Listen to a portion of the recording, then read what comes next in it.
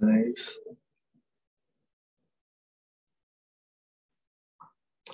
Hello, everyone. Hello, Ann. What's up, Tucker? Wait a couple minutes for everyone to trickle in. Give everyone some time.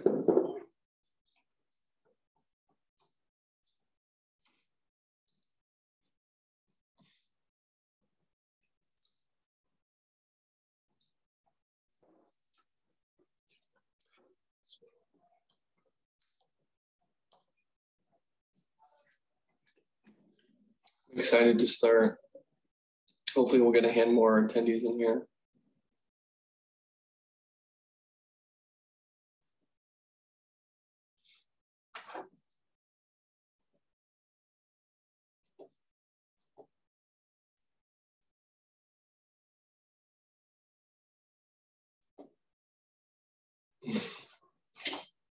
Thanks, Tucker.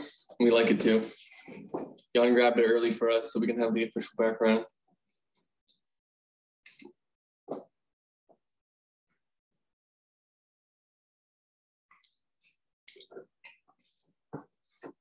We'll give everyone a couple more minutes in case they lost the link, need a load, sign in, log in. Who knows if they're on PST and are just having coffee as well. I was late to the game this morning.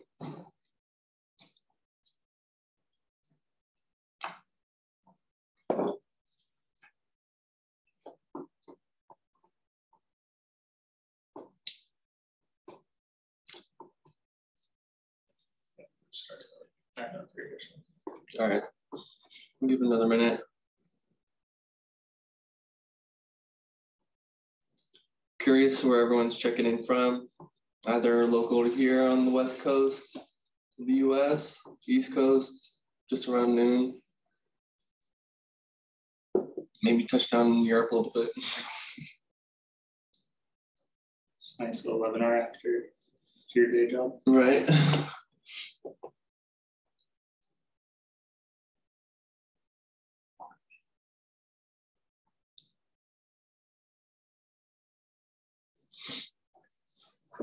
We'll get Mallory to join.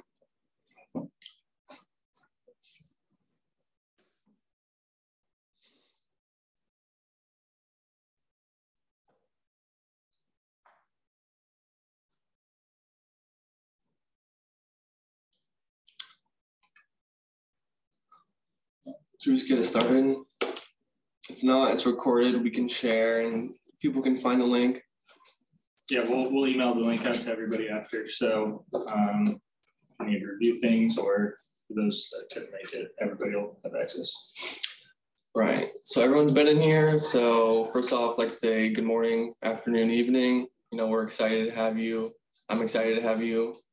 All of Ezoic excited to have you. The idea behind this first webinar is kind of well, more excitement in the room where we have a new feature with our plugin, basically auto ads. So in terms of convenience and easy to use, and in turn of great revenue and EPMB, we'd like to share this with you guys and just give a quick walkthrough so everyone can utilize it.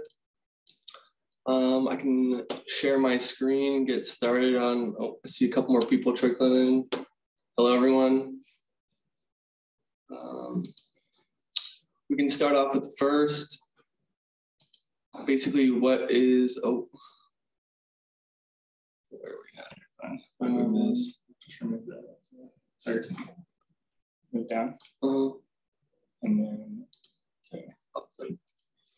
All right, so what do we have on schedule for today? Placeholder best practices. First off, we'll talk about what a placeholder is exactly. I know you guys are all familiar with the term getting set up. You got to add 10 in there to get started. 2, how to use the ad tester through our plugin. 3, additional ad tester settings. And then 4, a couple common questions or myths that we can talk about and debunk. So to start off, what is a placeholder? A placeholder is not a fixed ad location is actually a potential ad location. So when we talk about ad tester, of course, we're going to test different ad location sizes and densities. So in terms of the goals of our ad tester, we want to improve user engagement. We want to keep them on the screen longer. We want to read all your content. We want them to visit more pages and have fewer bounce rates. And secondly, we want to increase ad revenue, at the same time, so we can determine, high value ad positions for advertisers, and again, densities, locations, and the link between the two. Placeholders represent the ad locations and sizes that our system can test on your site. So the more locations our AI can test, and the more combinations, we'll see better results. And yeah, just one thing to add, I think in general, what we see is when people are saying, well, my earnings aren't where I expect them to be, or, I'm not sure if I'm maximizing my revenue 95% of the time. It's the setup is partial or maybe 80% of the way there. So yeah, this is kind of hopefully helping that. Exactly. And for an overview, this will kind of make more sense maybe towards the end, but to build off more locations, more testing areas. This is kind of the optimization timeline between number of placeholders and the actual combinations we can test. So this can vary between the weeks depending on the size of your site and number of visitors. So I'm not sure what exactly number this timeline was based off of, but for Access Now program, we can maybe add another week or two into this timeline. So the first couple of weeks is our AI is basically just learning your user base and learning the metrics of your site. So performance during this time is normally anywhere from slightly below or to slightly above the performance of your old website. Again, this is a little different for us as you might not be testing as before, you might be new to it, or you could be testing, of course, against your current AdSense or other networks. And maybe we'll call it week 6 to 14 roughly. They're kind of our AI is starting to maybe catch ground and maybe getting a good idea of your visitors, but still doesn't fully know what exactly it needs to be fully optimized. We'll call it weeks 15, 16, 17, maybe plus.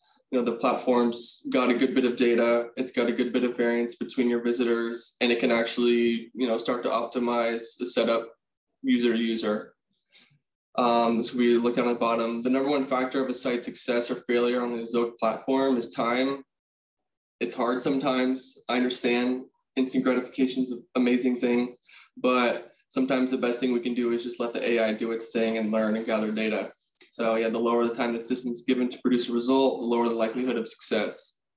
We'll save this myth debunked for maybe the end of it. We can start jumping into what actually setting up this ad tester might look like.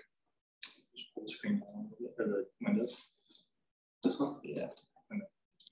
All right. So if you guys want to follow along, if you guys want to log into your admin real quick, or if you'd like to just take notes, visualize it, whatnot. I'm sure you're all familiar with the dashboard. So if we head to plugins, assuming yours is downloaded and activated, you can click into settings. Another quick note before you do this, it's always good to just check for updates, as obviously this is a newer feature. So we're continuously troubleshooting. We're trying to figure out what went wrong with different themes. Is they're not all the same. Seeing problems with certain layouts, 2 sidebars, 1 sidebar, no sidebar. So it's always good to just check to see if you have any active updates and just to get them going before you start. So if we find Ezoic, we can see it's activated. We won't deactivate it for now. We can jump into settings. Again, with our program, we're doing all cloud integration, so we can avoid that. Jump into ad settings. A couple frequent questions for you here. It can take, if you are following along with me right now and doing it on your own, it can take a little bit to generate the placeholders, depending on how many pages or posts and the size of your site. But for us, we have, they should be ready for us once we activate them. So once you're in here, we go to ad settings. You scroll down to the bottom right here, we see let's go. So let's go, we'll click on that. You can see they are currently disabled. we can go into settings. Yeah, and just to clarify with the plugin, what it will do is it will create at least 50 placeholders for your site. If you have really long pages, it will create even more placeholders throughout the page. And the idea is it should be able to do it uniformly across all pages of your website. I think the Chrome extension has been helpful for people in creating placeholders. Makes it super easy. You don't have to go in and hard code anything on the back end. But as some of you may have experienced, it tries to find similar pages, and it's sometimes not going to transfer all placeholders over to other pages. So you may see that one page has 10, one page has 5, one page has 7. It's really just kind of limitations of the Chrome extension that I think the plugin will be able to help resolve. Right. Go to settings. We'll go up here. So if you see they're disabled right now, you can go here up into settings and then reset configuration. Yeah. Confirm. So this will give you the default configuration that comes, and yeah, go ahead. Let's go again. So because we've used this site before for webinar purposes, they were just disabled, but coming in clean slate, you should be able to just hit generate and it'll create them for everywhere. Yeah, and to confirm on that, this display will change to, you know, after paragraph, after widget, after paragraph. That's how you can know, you know, they've been added to the site. So I'm just gonna go ahead and save. Now, if we were to navigate to our site. I'll just do the incognito. Okay.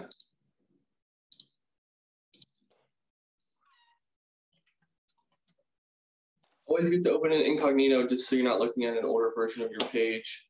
You know, we can see that we have some placeholders on our site now. So in terms of easy to use and great outcome, you can see that didn't take much longer than, you know, downloading the extension as it is and then adding 1 or 2. Of course, we had them, so we had them downloaded already, so it might take you a little longer to download them, but after that, you're all set.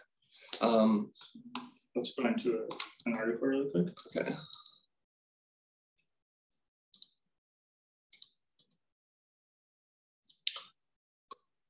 Let's see. Yeah, so one thing I want to clarify really quick, scroll back up. So any of the placeholders that are added by the WordPress plugin will have WP in front of them. So you can see this top of page placeholder was actually already on this website created by the Chrome extension. But if you scroll down, you'll see that this one has WP. So this one was actually added by the plugin.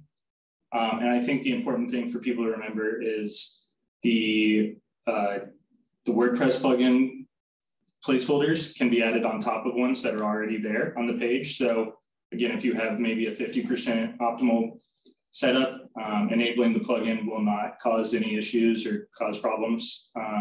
They'll just supplement with additional placeholders on the page. Now we can just keep scrolling down. We can see it's between these 2 paragraphs. We can see another one down here under first paragraph. And again, nice evenly spaced, not too much. Of course, you can control these settings. We can go into that in a minute. You know, coming all the way down. Got more native, and then bottom of the page. A lot of you guys, I'm assuming, or might not, you might have a sidebar. It's good. You might see some over here generate. You usually get top of sidebar, maybe 2 middle sidebar, and then a sidebar floating or sidebar bottom. You can edit those how you please. If you have a lot of short articles, maybe you can disable 1 or 2 of those. But in majority of things, we just, you know, as we said, we don't like to delete them. We like to keep as many as we have. You know, the more options, the better the outcome. So if you go to your page and you say, okay, well, you know, I really don't like the way this looks. I'd rather have, you know, my user at the top of the page kind of get a good idea. Maybe this is like the hook of your post. You want to read this fluently without any disruption. We can actually head back to here and kind of to go back off the display and options. So the display will be after paragraph. You just saw that on the page I was just on. And this option right here, we can just, you know, we can supplement that with the word paragraph. So option will actually mean what paragraph it'll show after. So you might say, okay, I want my reader to read those first 2 paragraphs back to back, get a gist of idea of what the post is about. I don't want it disrupted by this ad right in between those 2 paragraphs. You can simply change this to update. We can find our site again. We can load it again. And then boom. So now you can say, okay, how ads are bought and sold. I can get idea of the page. Now the ads down here, it's not breaking up this. You might have a great transition from paragraph to paragraph. It's now fluent, and then the rest is still the same. Now it's always a good idea if you make any changes to clear your cache or just view in an incognito tab. But you can also do that for the rest of your placeholders. So if maybe you want this one up a paragraph, you can change that. And then yeah, and the default settings are just based off of what we view as an optimal setup. So a few paragraphs in between each placeholder, the top of the page and further down the page, maybe a couple more placeholders in between. But it will, like I said before, if you have a 40,000 word article, the plugin will continue to add placeholders every few paragraphs all the way through the entire article. If you compare that to adding them via the Chrome extension, it's way more efficient and can almost guarantee you it's going to be doing a better job placing them throughout the content. While saving tons of time. So yeah, that's how it is for there. We can edit this back to 1 just for our own sake. Maybe we can jump into some of these common questions / myths debunked.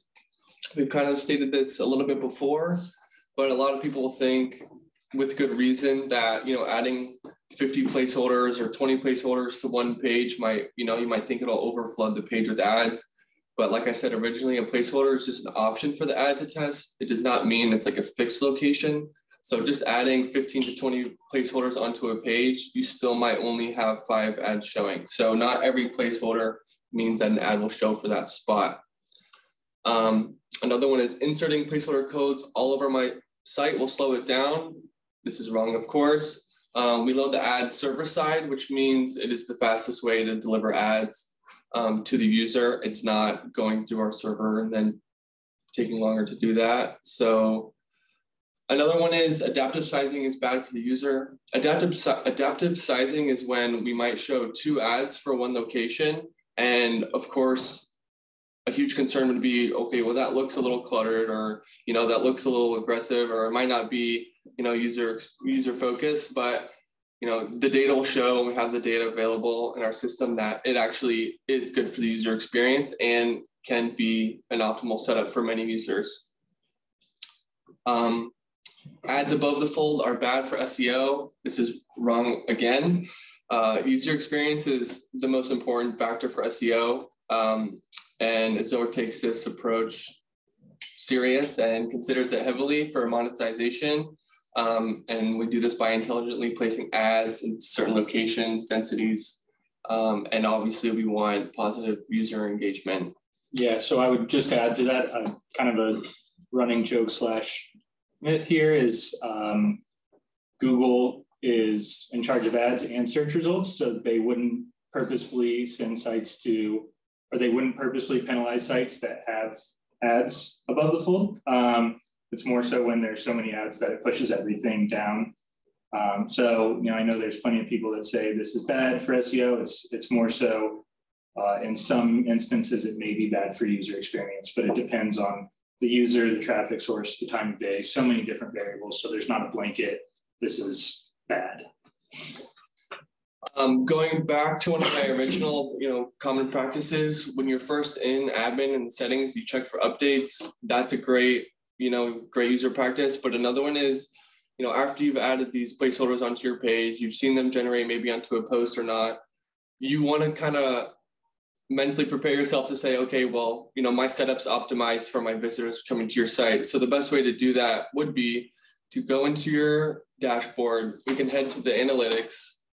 And basically what we can do is we can find your top landing pages. So if you guys are familiar with that or not, you can go down to content here on the left side, and then you can find your top landing pages. It's always nice to check your date range. So we're running it from the 6th to the 12th, maybe the last week to the Ezoic platform.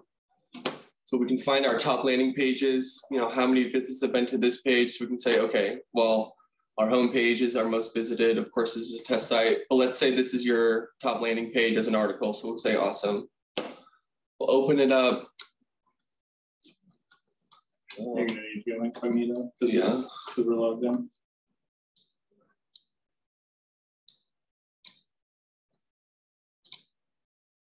Oh.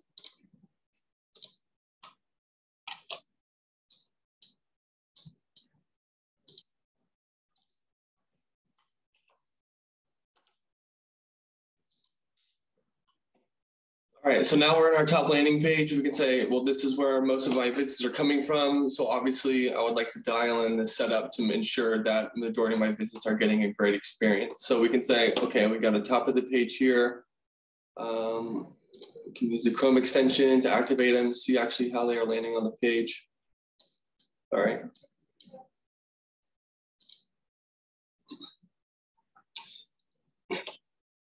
And this is a good practice in general because obviously your top landing pages might change depending on season or what articles you're posting, if there's events coming up that you've written about. So it's always a good thing if you want to do a weekly, monthly, twice a month, maybe once every other month. It's always just a good practice to check your top landing pages and make sure that everything, at least there, is dialed in. Because of course it's beneficial to check all your pages, but to ensure the ones that are getting the most visits are looking good. So, we might say, okay, this looks great. Couple placeholders every paragraph, look awesome. Now you can check the rest of them there, and then again you can go back here and just check the rest of them. You can go to second pages, third pages, and if you really want to, you can just go through them all and make sure they're all dialed in. Looks like there's two. Okay, Tucker. Okay, Alex. Via the Chrome extension. Alex asked, are you able to show an example via the Chrome extension? Am I able to have fixed placeholder ads on the site? So I'm assuming you're asking about adding placeholders to the page with the Chrome extension versus the plugin. For the first question. The second one, am I able to have fixed placeholder ads on the site? These all should be fixed in a certain spot. So in the plugin, it's after first paragraph, after third paragraph, after fifth paragraph, so on and so forth. That'll be the case on all pages. But then ultimately, I think the other side of it is maybe fixed, suggesting like, can I have only these spots show up on every page? And the answer is, yeah. So the answer is you have full control over what sizes are selected. So if you only wanted to test a 300 by 250 in the sidebar, that would be, so that would be fine. But what we would encourage you to do is select all the sizes, because if a certain size does not perform well, then it's just going to be phased out of the whole testing process. So kind of restricting the test is kind of like chopping it off with the legs, if you will. So we always encourage as many sizes as can fit. And that's kind of, if you look at this graph here, so it's kind of, if you have number of ad placeholders, but if you minimize one placeholder to one size, one location, and this might change your 190 million number of combinations to maybe a couple 100,000. So ideally, the more combinations, the better it is, the better results. And if that size is performing better, if that 300 by 250 is doing great in the sidebar for most users, the AI will pick up on that and will utilize that for more of your visits to optimize. So it won't just throw random sizes all the time, but it will test a good amount of locations at the beginning. And if it is overperforming, then the AI will show it. So, and how does it work with responsive screens? So our system will detect the screen size, and it will determine which sizes can show on which screen sizes. There are settings within Chrome extension or within the placeholders where you can set a minimum screen size. So if you had a 336 by 280 and you only wanted to show it on an iPhone 10 and higher, for example, you can set a minimum screen size and that size will only be used on those. Additionally, it's by device, so a certain placeholder can be turned off for mobile, can be turned off for desktop, and will only show on the other sizes. So, or on the other mobile or device types. So it should be baked into that, but there is that added control for each specific placeholder where you can edit which sizes show for each responsive screen size. Should we run through an example of Chrome extension if we want to really quick? There's one more question in the Q&A. Okay. Up there. Gotcha. Can you solve my Google Ad Manager issue? So obviously this is kind of probably not the place to do that, but if you post in Twist, our team is always there helping. Charlie and I both will be back online right after this webinar and can look into it for you. There are some things that we can help with that. There are some things that are on Google's end that we don't have access to information about, so we may need some follow-up information from you, but please post in Twist. We promise we'll be able to answer that. So yes, we can. Alex, you wanted to see, sorry, this thing's bothering me.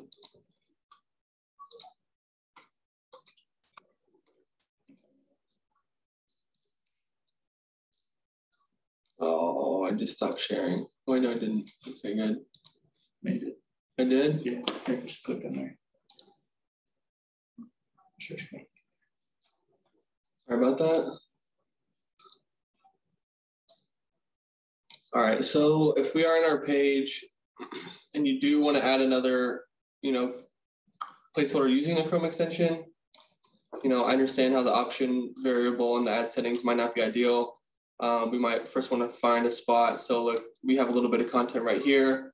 So the first thing we can do, we'll download the Chrome extension, of course. We can go into here. We can go toggle to create instead of view. We'll go create, automatically detect. We can do that and then select location. And now we can actually physically scroll on the page. Right, we'll go down to where we want it. We'll say maybe right here is a good spot in between these two. So we can use this to select an element or a div, and wherever we select it to, this is what the placeholder will be attached to. So we like to practice this by adding these two P elements, which is text. And then, so look, we have our size here, but you say, hey, I want it down here. So we can actually move this placeholder below this paragraph or below the P element by going to the end of the element. So of course we add it, will be at the beginning, and then we can press down, and now we'll find it to the end of this P element, which will land between these two paragraphs. From here, we can first gauge, okay, there's under title page. So we can add this one as, we'll go insert here. And we can go in content one, because we do not have one in there yet. Do we? Yeah, go in content one. And then really quick, go to the sizes. Yeah, we can show. So Alex, you mentioned wanting to only have specific sizes for specific screen sizes. So the min screen size on the right here, you can just put the, what the minimum screen size is, and then our system will respect those rules that you put in. So you can see that we have some auto-selected sizes. These are just the sizes that we find that work best for your site and are best optimized your setup. So we like to leave those as is, unless of course you want to change those to minimum size or select a few less. Save placeholder, give it a minute. So you saw that message there. It says, wait while we find similar locations on other pages. So now, if you head to another article, you will see this mid-content placeholder on other pages as well. Awesome. Alex asks, what about when we change the layout theme of the site would we need to redo everything? Yeah, so actually with the plugin, the nice thing about the WordPress plugin is that it's essentially the same as hard coding. So those, when you push a new layout or if you change layouts, those placeholders should stay on the page.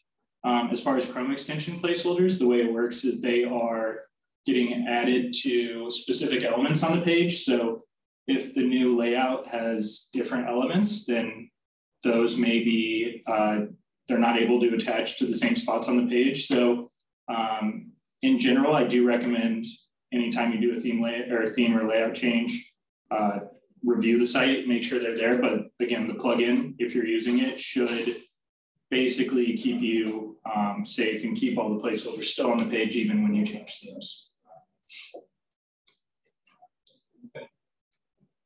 If you guys have any other questions, feel free to drop them in.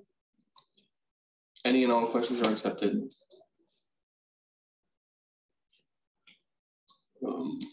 Yeah, and I think the other thing just to remember, this is kind of a general thing that we're telling everybody. Now is the time to kind of fine tune your layout, fine tune anything that you want to change or improve, because in about 2 weeks we're going to see ad rates really start to pick up. Black Friday through Christmas time is kind of peak advertising rates. All the Q4 budgets are kind of being spent right before the holidays. So try and get everything dialed in now, knowing that in a few weeks from now, you're going to start to really reap the benefits from any changes. And I say this every year, but you don't want to be making these major changes to your website around the holidays, because I've seen it every year. People make a decision at that time and they end up making about half of the revenue that they would have made if they kept things as is. So make the changes now and then kind of focus on your content, focus on family time, things like that, around the holidays, as opposed to switching up your setup.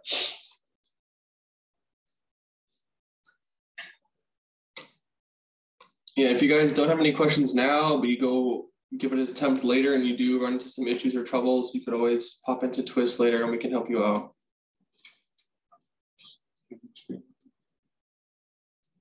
Stop sharing? Yeah. All right.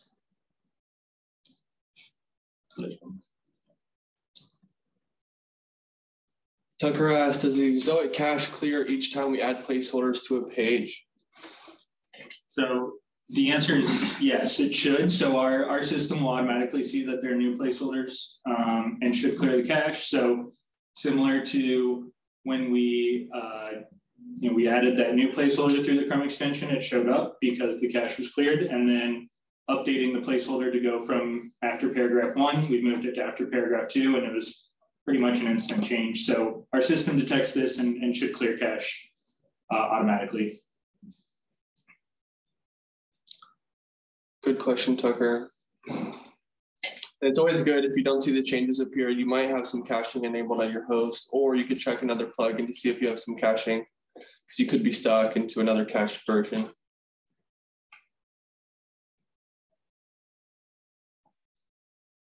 We can give it another minute. There we go.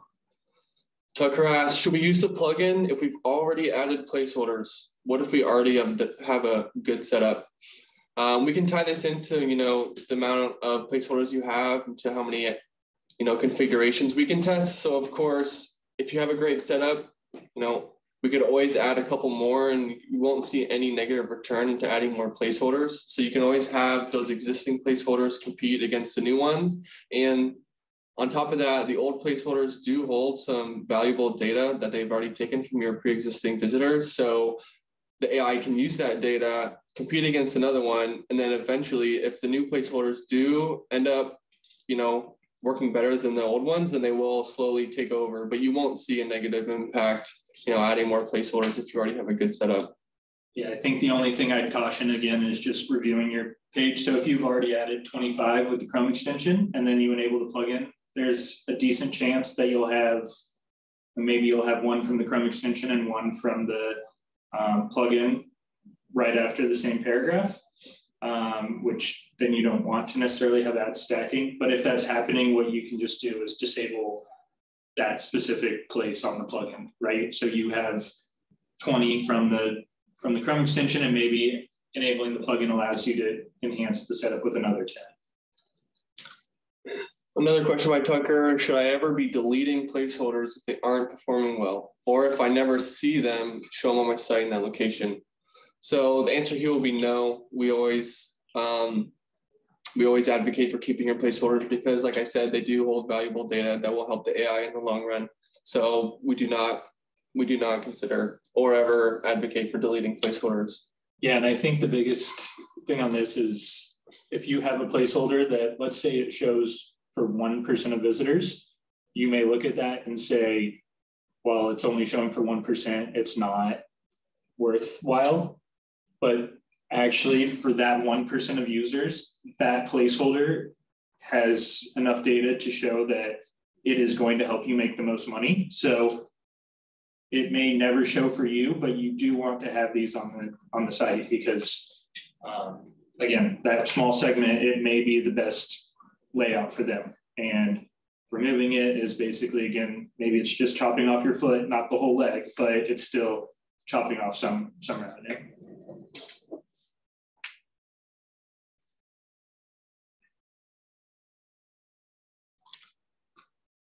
All right, well, I'm not seeing any other questions. So again, if you guys want to set this up now, or if you want to give it a couple minutes, let it register and then try again later, we're here to help you throughout the day if you ever need it. Yeah, thanks for coming by, and yeah, we're looking forward to seeing some. Oh, whoops. Yeah, so Michael, if you post and twist, I think it's better that we handle any ad manager related questions there.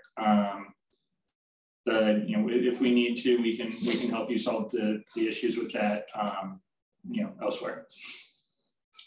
And where can you find the best help? Well, we can always help you out on Twist, or if you want, you can open up a support ticket. All right, everyone. Well, again, thank you for coming. We hope to have many more in the future. So I hope this is not a goodbye. It's to see you soon. I hope we have some more exciting features and settings we can talk about and share with you in the future. But for now, thank you all and have a great rest of your day.